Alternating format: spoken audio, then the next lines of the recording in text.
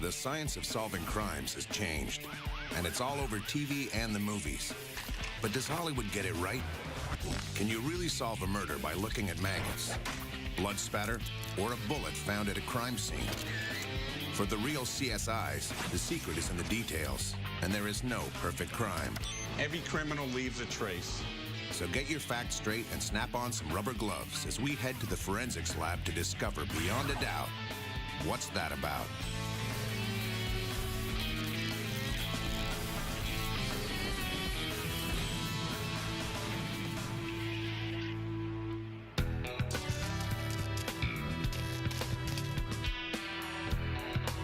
Combing a crime scene for clues and turning them into evidence is guided by science. Our goal is the pursuit of scientific truth, wherever that leads. Which is why the real crime scene investigators are nothing like you see on TV.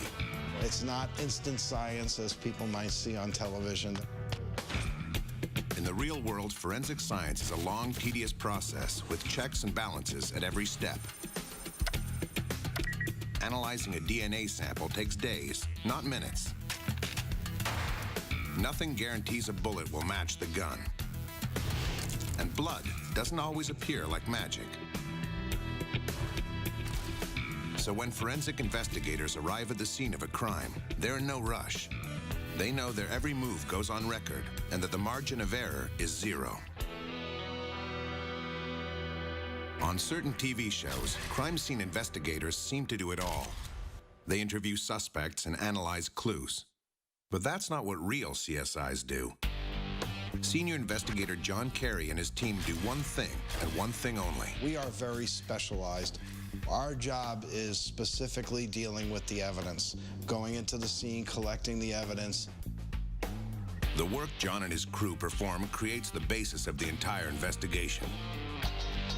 If they smudge a fingerprint or don't perfectly follow procedure, or if they contaminate the scene, the whole investigation can be thrown out of court, and a criminal could walk free. Thanks to TV, crime scene investigators have to deal with what they call the CSI effect when they testify in front of jurors. If it doesn't match up with what somebody saw on a television program, which they now believe to be the way to conduct it, they may feel that we did not do our job. Another reality that rarely makes it into TV dramas is the mountains of research forensic teams rely on to do their jobs. In a murder investigation, for example, it's essential that investigators determine the time of death. They can use the stiffness of the body or its temperature as indicators, but only if the body is found relatively soon after death. Past that, you need the expertise of Dr. Neil Haskell, one of the world's leading forensic entomologists. He uses bugs found in corpses to determine the time of death. That's what forensic entomology is all about. What we're looking for on the insects that we find on dead bodies, on corpses, are primarily the life stages of certain flies and beetles that will help us primarily determine time of death. Bugs eat corpses. So the older the bug, the longer the body has been lying there. Once Dr. Haskell determines a maggot's age, he can work backwards and establish the time of death. Dr. Haskell finds all sorts of different insects on corpses. But the holy grail of forensic entomology is the blowfly. I love them. I just love them. These are my girls. The food source is specific. They don't go to fecal material, they don't go to garbage, they go primarily to rotting meat, or initially fresh meat that becomes rotten over a period of time. Haskell uses the blowfly because its life cycle runs like clockwork. When a blowfly lays eggs, they'll transform into maggots within the first day. As a maggot feeds on the corpse and gets bigger, it sheds its outer skin. The maggot will grow a hard shell and transform into a pupa while safely inside. Depending on the species and the temperature, the adult blowfly emerges a few days later.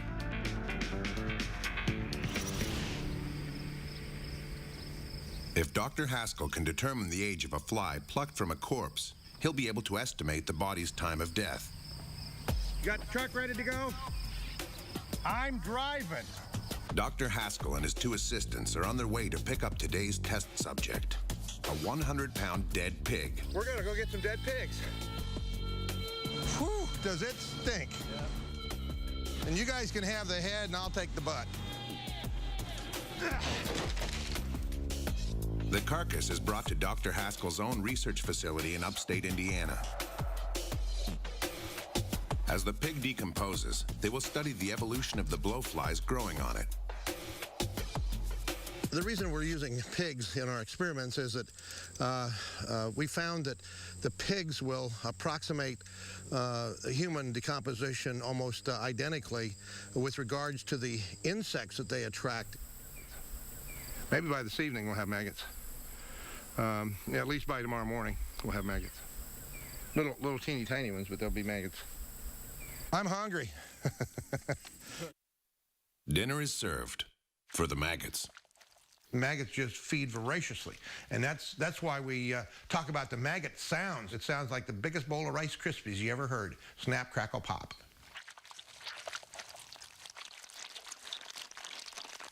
Okay, well, let's go that way then. After lunch, Dr. Haskell and his assistants return to the field.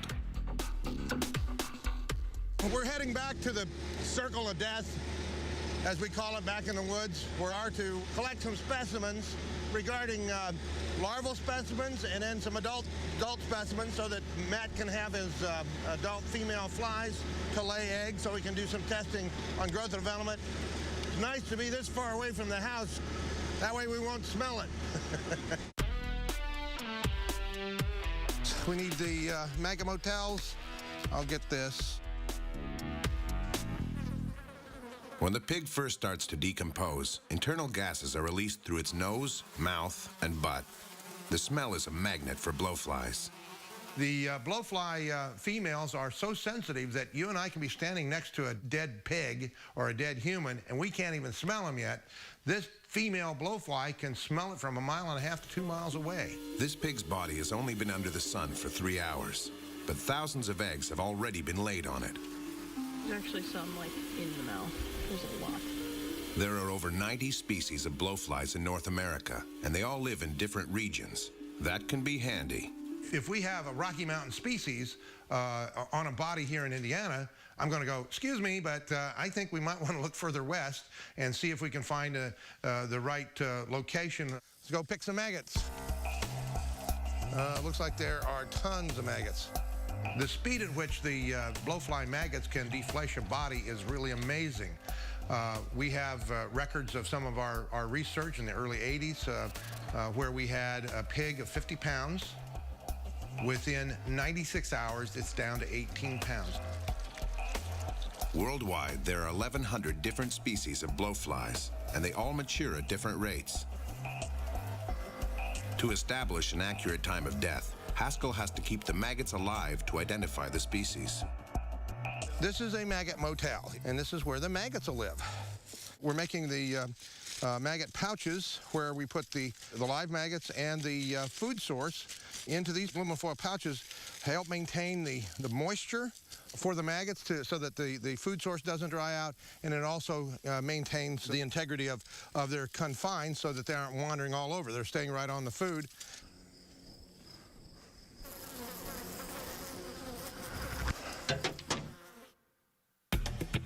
Dr. Haskell and his assistants head back to the lab with the maggots.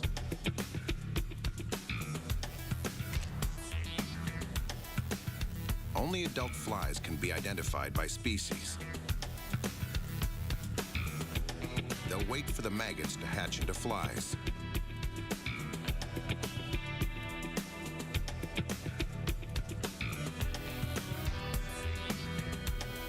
That's the only way they'll be able to put them under a microscope to identify the species.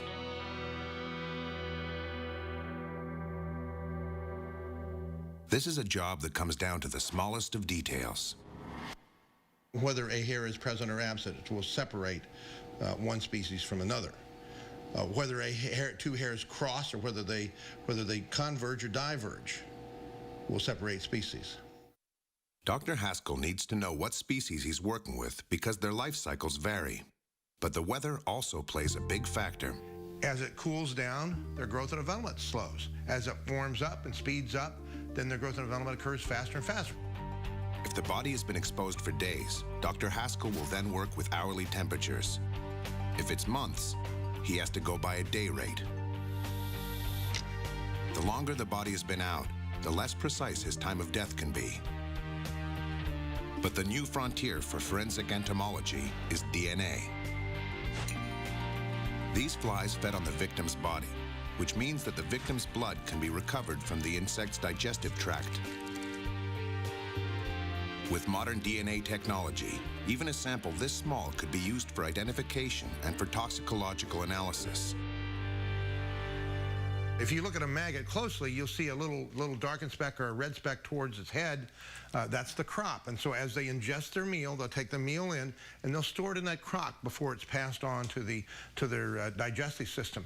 And while it's in that form, there's elements of human DNA from maggots that have been feeding on a body when the body has been removed and only some of the maggots are left behind. We might be able to get the victim's DNA from those maggots. Forensic experts always come too late. It's the nature of the job. But the work they perform helps solve crimes. If I can help get a conviction on a person and making sure that that never happens again, the contribution is tremendous.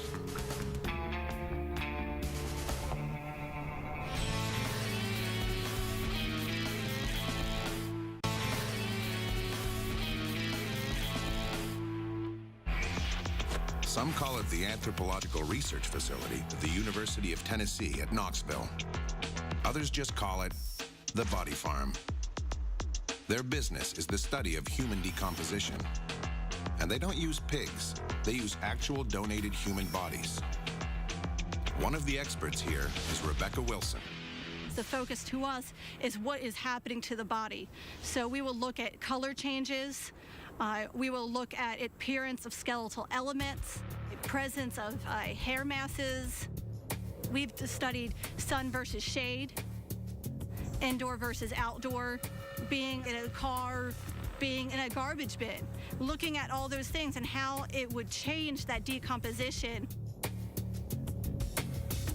Since the Body Farm opened in 1972, over 300 corpses have been left on these acres. Most remain until they've decayed completely, leaving only bone. Prior to our establishment, there was no way to actually investigate in a scientific manner the time since death, what occurred to a body in any variable after the person dies. By documenting the process and rates of decay, this facility has given investigators an invaluable tool. The Body Farm has two main research projects currently operating. Rebecca is participating in both studies. The first is about collecting DNA. In the hopes of discovering how far into the decomposition process a viable DNA sample can be retrieved, tissue samples are collected. We do it once a week, and then we actually take bone samples as well in the beginning and end of decomposition. They're also studying how garbage dumpsters affect decomposition rates. Rebecca is replicating a grisly reality. Inside this 70-gallon dumpster are decomposing human remains. The longer the body decays, the harder it becomes to give a precise time of death. But thanks to this kind of research, crime scene investigators can narrow it down. The science of decomposition would not exist if it weren't for the people who've donated their bodies. Most of our donations are usually educators or people in the medical field. We get a lot of nurses and a lot of teachers. They receive an average of 30 to 50 bodies a year, and each one serves science somewhere on the Body Farm. Most donations are out here usually 6 months to a year. That's roughly the time it takes for the soft tissue to decompose. We're here to look at ways to improve the recovery on actual forensic scenes. So you want to see what animals do. You want to see how things naturally move. That's why we leave them out here. She needs the help of a GPS unit to locate all these buried and semi-buried bodies. Samples from the DNA study are taken weekly until there's nothing but bone. Looks like I got everything I can pick up for the time being. Once an individual becomes skeletalized out here, we actually pick up the donation. These are just your hand bones. But I also was able to pick up part of your vertebra. This is in your spinal column. So it's a much larger element that you don't want to miss. But you get a lot of hands and feet. We do recover a lot of fingernails. Once every piece is recovered, it's brought inside the facility, where every single bone gets numbered, measured, and cataloged. The Anthropological Research Facility has one of the largest collections of non-archaeological skeletons in the U.S. It's like a library of skeletons. By comparing the bones of people from different genders, age groups, and ethnic backgrounds, patterns emerge. And this allows for research looking at the biological profile that's used for identification of missing persons. So we can look at aging a skeleton, the sex estimation of a skeleton, what they did for their life, occupation. So we can help with all aspects of identifying a missing or unidentified person. On TV, you get instant results. Moments after the CSIs hit the crime scene, they get fingerprints, a murder weapon, and a time of death. But in a real-life case, these things take time, especially if forensic scientists have nothing to work with but bones. When the only evidence is skeletal, detectives turn to the C.A. Pound Human Identification Laboratory in Gainesville, Florida. The expert here is Dr. Anthony Falsetti. He has cracked cases for the United States Army and the FBI. He helps the dead speak. By the time we get a case, generally the tissue and the organs are no longer available for any meaningful study. And that's why the cases get turned over to this lab. And yeah, our expertise is in hard tissue, bones, and teeth. Every case is unique, but with each set of remains Dr. Falsetti receives, he asks the same two questions. Try and determine who the individual was and what happened. To do that, you need a body, or at least part of it. Today, Dr. Falsetti signs for a very special delivery. Inside this cooler is a human skull. He'll try to determine the victim's identity and what happened to him using only the skull. Well, we just got this case. There's a suspicion of blunt force trauma. Going to take a quick look at it and then go ahead and take an x-ray of it. The x-ray confirms the detective's theory. This man was hit hard on the head, so hard it cracked his skull. But not all cases are that obvious. We may only have half of a body, if you will. And those are always real challenges. The others that are really challenging is when we have no idea what happened to them either. There's no evidence of injury. There's nothing obvious. Falsetti works with unidentified bodies that have decomposed to the point where there's nothing left but bones. If small amounts of flesh remain, he has to remove them before beginning his analysis. This is done carefully with scalpel and brushes. It's a matter of removing that soft tissue. Here in the lab, we will use plastic tools so we don't leave any additional injuries. But no handheld tools are delicate enough to remove trace amounts of tissue, which is where the ghoulishly named maceration tank comes into play. It's a process called water maceration. You simply put the body in a very large vat of water, let it heat up, and eventually that soft tissue will boil away. After 24 hours, there's nothing but bone. The bones are dried, laid out, and measured. At this stage, a lot of information can be confirmed or refuted. For example, the skeleton of a person that does manual work outdoors is very different than that of an office worker. Falsetti can tell them apart. He can also track injuries, even if they happened in childhood. Injuries leave a bone scar. Each millimeter of every bone is examined with a microscope. DNA can also be collected from bones. Dr. Falsetti's methods can solve mysteries even 4 decades after the fact. We resolved a case from 1967, and that was really neat because the families, this was a young man at the time, and his sister is still alive, and she's in her late 70s, and we, working with our DNA folks here, finally made a DNA match. And law enforcement was able to tell her they finally identified her brother.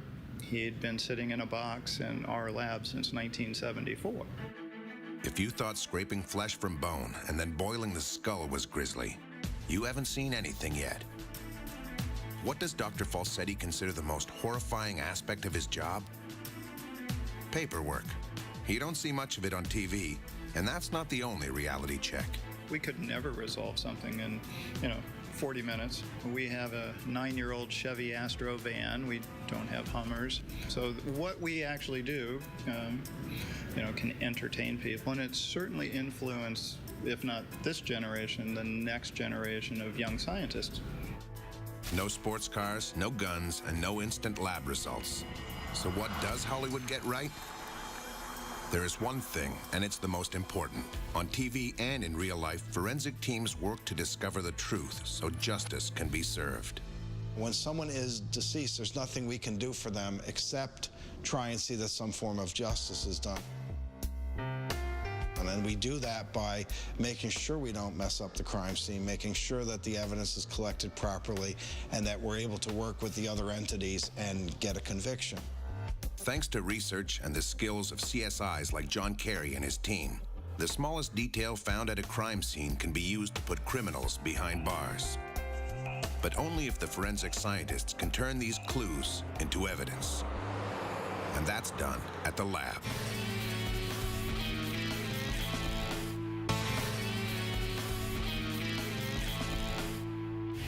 In New York, the lab is at the Forensic Investigation Center in Albany.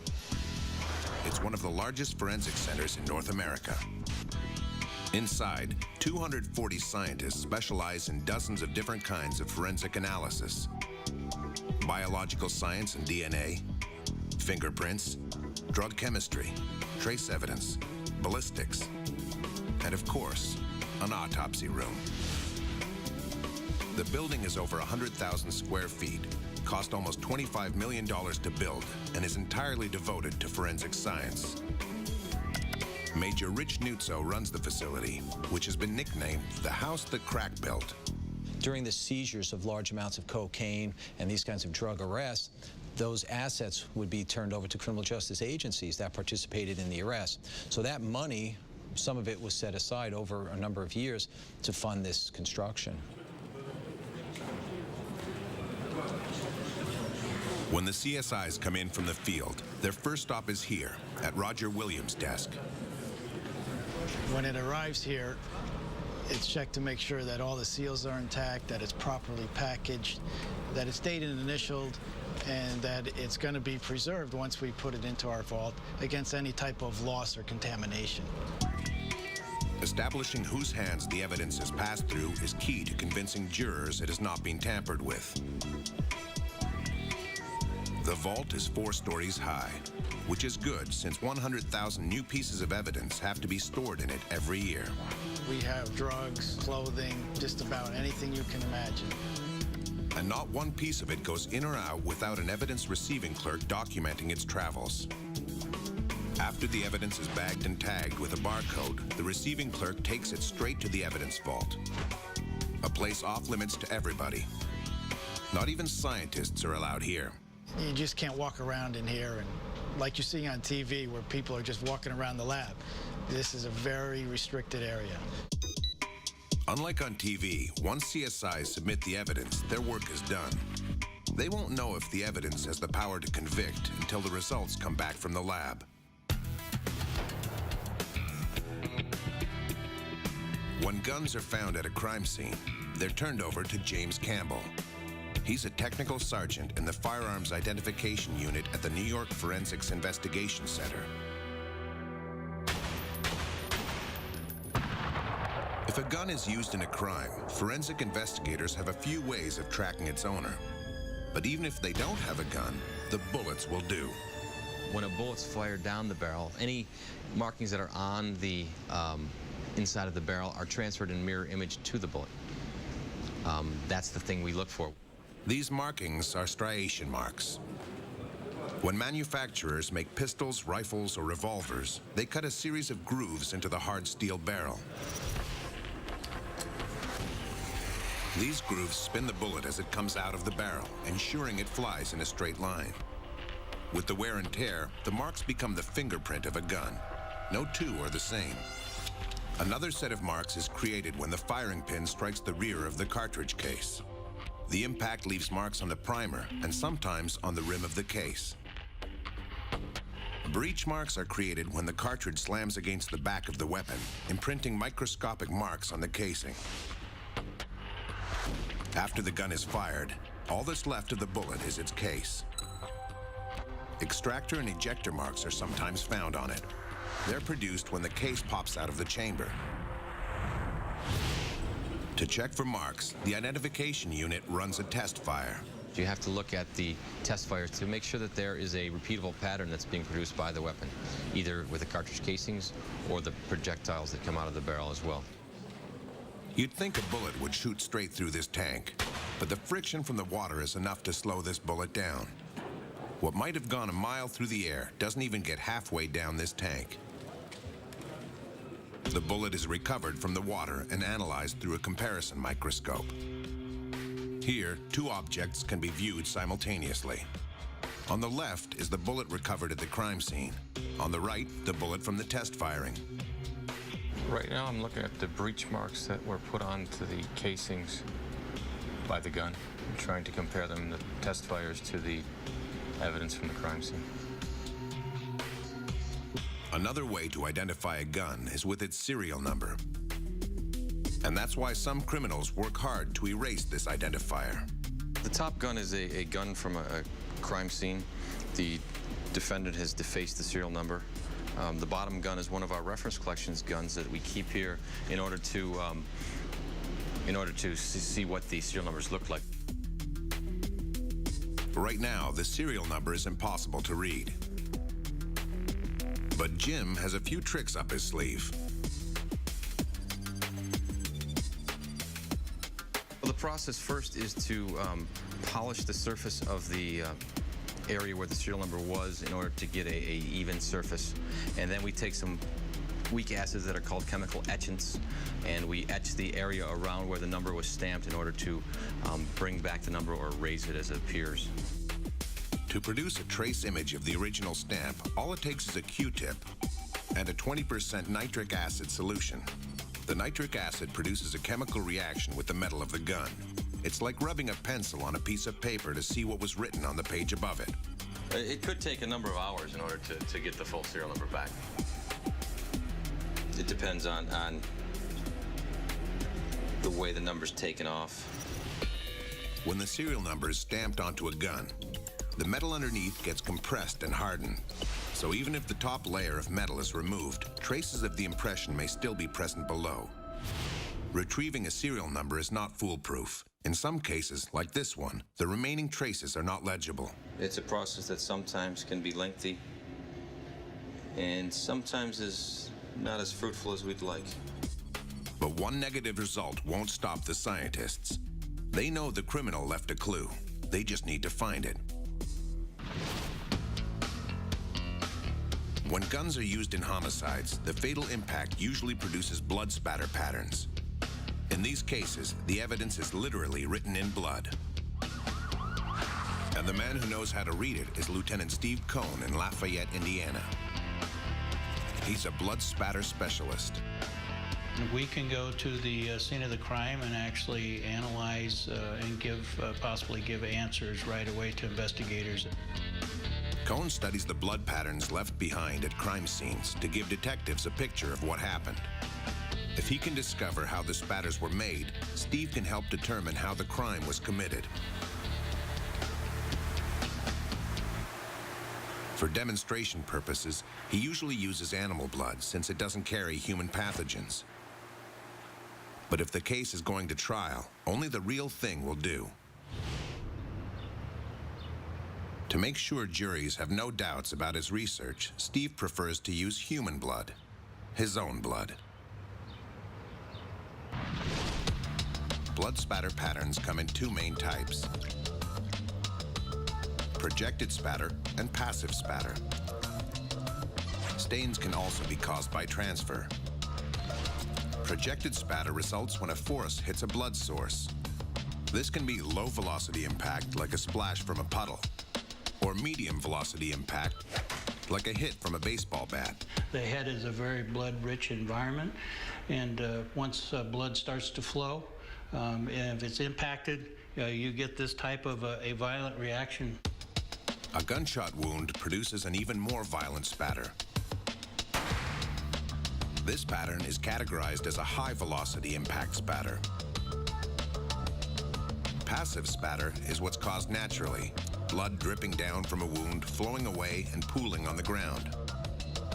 It's a good indication that somebody stood in one spot and bled. Was this the suspect's blood? Whenever we find passive blood at a scene, we become very interested in it, because a lot of times, especially in a knifing situation, the suspect will cut himself on his own knife, and we can collect that and compare his DNA to it. Blood patterns also result from transfer, when blood travels from one surface to another. Such as fingerprints, a blood swipe on clothing, or an arm or something as they're moving through a hallway, or something that's thrown that has blood on it. To find out where the victim was situated when the crime was committed, Steve calculates the trajectory of the spatter. On TV, they use laser beams. But lasers are hard to photograph, so Steve prefers using string. It's just as accurate. You first draw a line through the long axis of the stain and extend that out. You do that to a number of 6 to 7 well-developed stains and see where those lines intersect. That gives you the point of convergence. It is important for an investigator to know whether the individual was standing up, sitting down, or laying on the floor when he was attacked, when the actual event, the impact occurred to the individual. And this information can sustain or refute a suspect's version of events. But even if blood isn't visible to the naked eye, Steve doesn't give up. If there is blood present, it will show so by illuminating in a soft blue light. He's spraying luminol. It causes a chemical reaction with the iron found in blood and produces glowing results. Jobs don't get much dirtier than this, but Steve likes the challenge.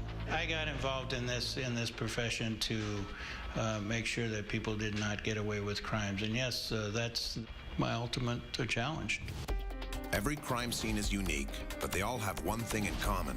They might hold the clues that will solve the crime. Turning these clues into convictions is the job of the forensic investigator. The most extraordinary tool CSI has to fight crime today is called DNA. DNA is a genetic fingerprint. It can be recovered from biological material like blood, saliva, hair, or skin.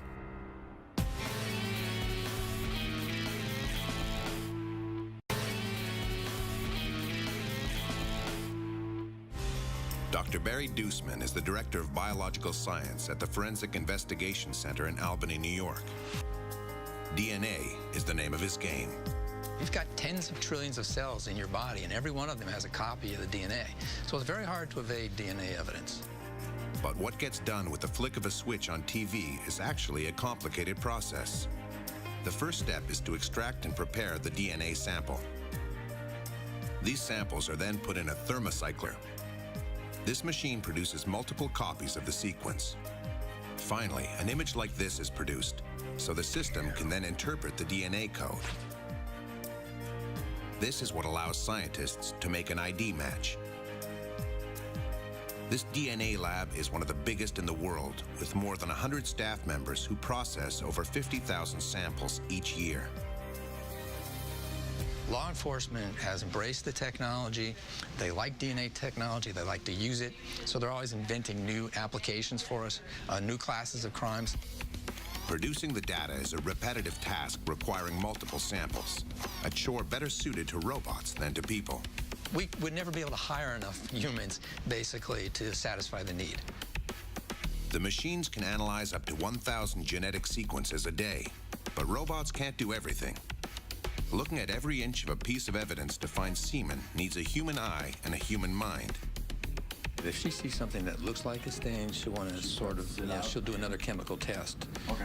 In this case, she'd probably be looking for the presence of semen. On TV, the hard work of securing DNA evidence, processing the sample, and matching it with a suspect is compressed into minutes. But in reality, it's not so easy. We can't get the DNA test done within an hour with commercials. In fact, it takes us several days to do a DNA test right now. And while police forces around the world are collecting DNA information and building vast databases, they don't have a file for every ordinary citizen like some television programs would have us believe. What we can do is we can take that DNA pattern from the evidence, sit down to the computer, and run it against our database of convicted offenders and see if that pattern matches. The amount of biological material needed to get a DNA pattern is constantly getting smaller, partly because of this thing. It's a fast excimer gas laser, and it's about to change the science of trace analysis forever. This piece of equipment is cutting edge, one of only a handful in the world. And Dr. Frank Padula operates it. In the past, cold cases may not have been solved because they might not have found biological material on a substance. Now, with the laser, we'll be able to extract this in a minute amount. The fast excimer gas laser can identify substances with only molecules to work with. We're not just talking parts per billion, but parts per trillion. That's roughly the concentration of 10 drops of ink in an Olympic-sized swimming pool. We're calibrated at 5 parts per trillion, so our detection limit is very, very small. Our sample would need to be like the speck of a glass or a fiber, just the size of a head of a needle, and that's more than enough sample for us. First, Dr. Padula takes a sample of evidence, like this piece of glass. He puts it on this laser cell under a microscope. This laser beam can be as thin as 5 micrometers. It's so precise and focused, it works like a molecular knife, cutting the bonds between individual molecules. There's no heat, so there's no damage to the original piece of evidence. It's just a pure, clean-cut sample, ready for analysis. The excimer is similar to the LASIK eye surgery. This is just more focused and more powerful. Obviously, if I'm going to laser ablate a piece of glass, I'm not laser ablating tissue. But there's a price to pay, a big one. The fast excimer laser costs up to $500,000. But according to Dr. Padula, that's a small price to pay. To find a rapist for your daughter, how much do you want to put a price on that? Where you thought there was not a rape, the excimer could find a rape. So now how much is that worth to you? Is that worth $100,000?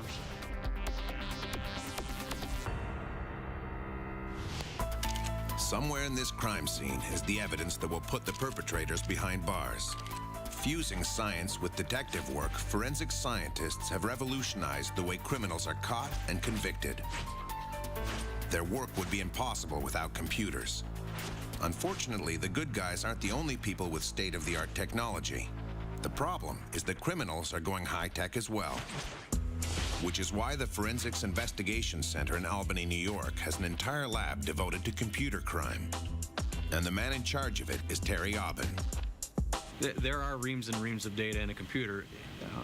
It's comparable to looking through a tractor-trailer load of paper. That's a lot of evidence inside one little box. So when computers are seized from a crime scene, they're treated with extra care. The first thing they do is pull out the hard drive. This is where most of the data inside the computer is stored.